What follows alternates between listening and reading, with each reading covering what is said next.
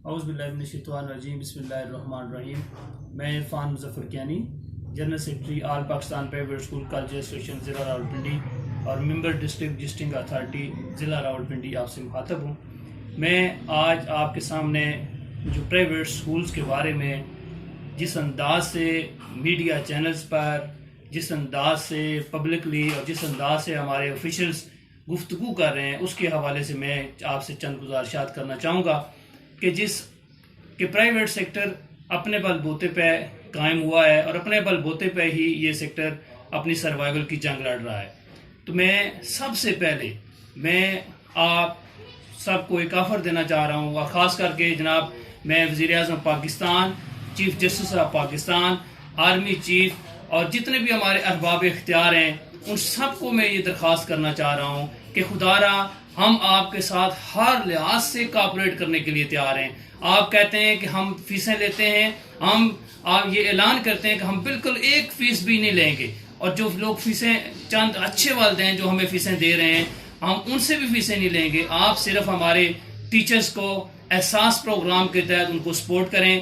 آپ جہاں پہ وزیر اعظم پاکستان نے اتنا اچھا اقدام اٹھایا ہے کہ عوام کو انہوں نے ریلیف دیا ہے، اور وزیر اعظم پاکستان کے ریلیف فنڈ سے ان کو پیکجز دیے ہیں، تو میں آپ سے درخواست کرتا ہوں وزیر اعظم پاکستان کہ ہمارے سٹاف کو بھی خدا را اس پروگرام میں شامل کریں۔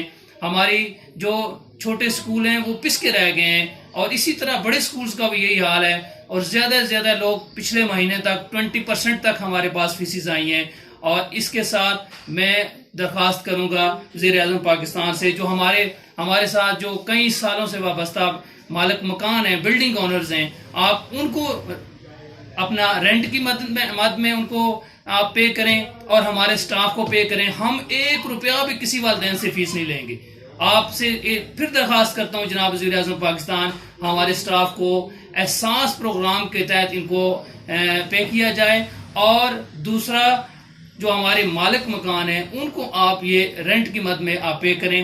ہم تمام بچوں کی فیس معاف کرنے کے لیے تیار ہیں، پورے پاکستان میں تمام۔ آپ ہمیں کچھ بھی نہ دیں، آپ سکول اونرز کو کچھ بھی نہ دیں، آپ سے کچھ مانگنے کے لیے تیار نہیں ہے سکول اونرز، آپ صرف ہمارے سٹاف پہ رحم کریں، یہ بھی آپ کے اسی پاکستان کا حصہ ہے۔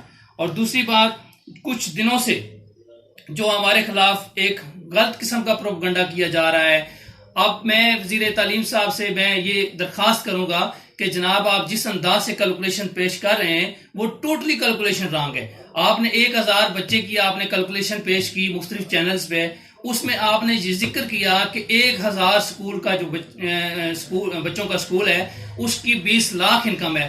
جناب محترم وزیر تعلیم صاحب، یہاں پر آپ نے شاید یہ بھول گئے ہیں کہ وزیر اعظم سپریم کورٹ آف پاکستان کا ایک آرڈر ہے جس کے تحت ہم 10% بچے فری پڑھانے کے پابند ہیں، اور ہر سکول 10% بچے فری پڑھا رہا ہے۔ اور اس کے علاوہ جو ہمارے پاس لوگ آتے ہیں، جو ہمارے سٹاف کے بچے جو ہمارے پاس پڑھ رہے ہیں، جو ہمارے یتیم بچے یہاں پہ ہمارے پاس پڑھ رہے ہیں، اسی ملک کا وہ بھی حصہ ہیں۔ اسی طرح ہمارے پاس غریب بچے پڑھ رہے ہیں، وہ بھی ہمارے پاس بے شمار بچے ہر سکول میں فری پڑھ رہے ہیں۔ اور میں یہ دعوے کے ساتھ کہتا ہوں کہ 20 سے 30% ہر سکول میں جو بچے ہیں وہ اس طرح کے بچے ہیں جو فری آف کاسٹ پڑھ رہے ہوتے ہیں۔ تو اگر اس کیلکولیشن کا حساب لگائیں تو 20 لاکھ جو آپ نے بتائے ہیں اس میں سے تو آٹومیٹیکلی 5-6 لاکھ روپیہ ہمارے پاس اس میں سے نکل جاتا ہے ہمارے اس گراف میں سے۔ تو میں آپ سے یہ درخواست کرتا ہوں خدا را آپ حقائق پہ مبنی باتیں کریں۔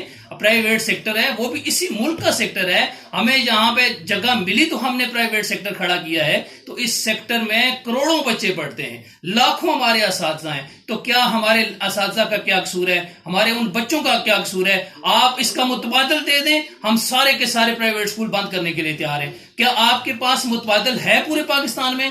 آپ کے پاس 550 روپے فیس لینے والے جو پیف کے سکول ہیں، آپ ان کے پیچھے پڑے ہوئے ہیں، اور وہ بھی ان کو 3-3 4-4 مہینوں کی آپ نے پیمنٹ روکی ہوئی ہے۔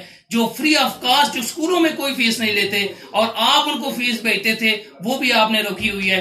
کیا ہم اس کو ہم کس جگہ پہ لے جائیں؟ میں وزیر اعظم پاکستان سے بار بار ریکویسٹ کرتا ہوں، میں وزیر اعلیٰ پنجاب عثمان بزدار صاحب سے یہ ریکویسٹ کرتا ہوں، اور آرمی چیف اور چیف جسٹس آف پاکستان سے یہ ریکویسٹ کرتا ہوں کہ آپ اس چیز کا نوٹس لیں اور پرائیویٹ سیکٹر کو بھی مالی امداد کریں۔